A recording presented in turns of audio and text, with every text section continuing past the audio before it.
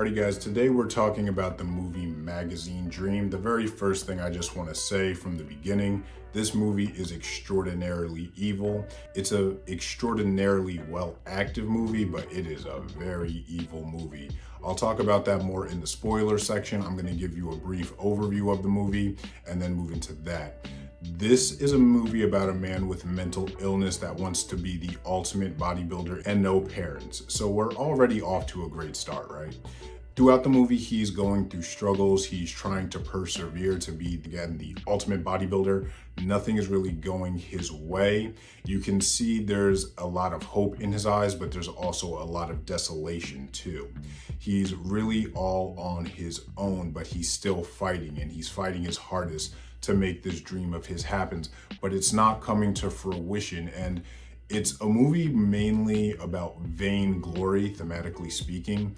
He tries really hard, and I have to say I was disappointed with the ending of this movie because by the end, nothing changes. He gains or gleans nothing out of this lesson except maybe to trust his family, to trust his grandfather, who's the only one left. Now, that is just simply the spoiler-free section, and I know that's very short, but that's truly all I can say without spoiling anything. Going into spoilers now, you have to understand this is a movie about a man chasing idols and how chasing idols will betray you at every turn. Again, wanting to be a bodybuilder and wanting to work out as someone in the fitness industry, I've dealt with this on some level, but first and foremost, the goal is always to help people and train people. But he really just wants attention, and it's really a means of him being consoled through not having parents. He wants to be consoled because he doesn't have a family. That's what a lot of people tend to miss.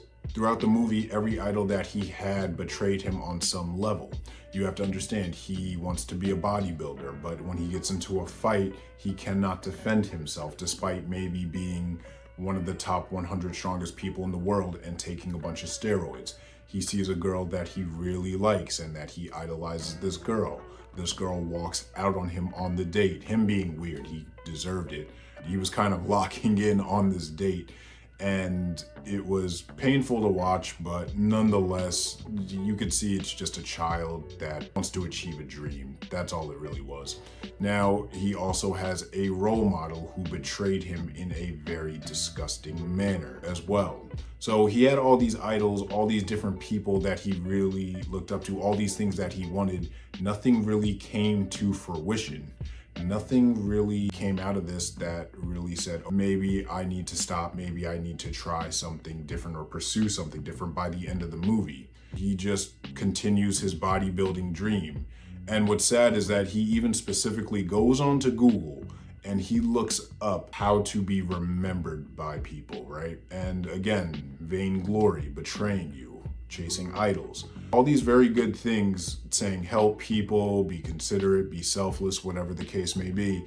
And what really angered me is that they took this one quote from Ronald Reagan where Ronald Reagan says something inspiring. I can't remember the quote, but they use that as a means in this. Somehow Ronald Reagan's quote snaps him to want to shoot his role model and make a scene in front of everybody. It's very upsetting. Besides the point, he goes there, he doesn't end up going through with it, but still by the end of the movie, he wants to be remembered and he wants to be idolized.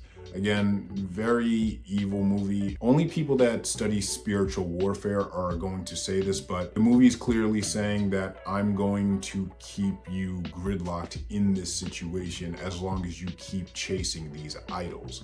That's what I saw. There was one scene in the movie in particular which they thought they were slick in doing this. They weren't slick at all. I caught right onto it, where he's packing a pie for this woman. He does that, but he spits in the pie. And then immediately after that, it cuts to a candle with Jesus on it. That was not an accident. That was a deliberate move of disrespect. And it's made me swear off entertainment permanently. I am absolutely done after seeing this movie, because I can see these novelties, they don't amount to anything. They don't really do anything. I'm gonna probably keep just what I've watched before in the past in my entertainment life, and that's it. This movie sealed the deal for me. No more entertainment, no more playing games, no more any of that, because it's pure evil. At the end of the day, it amounts to absolutely nothing.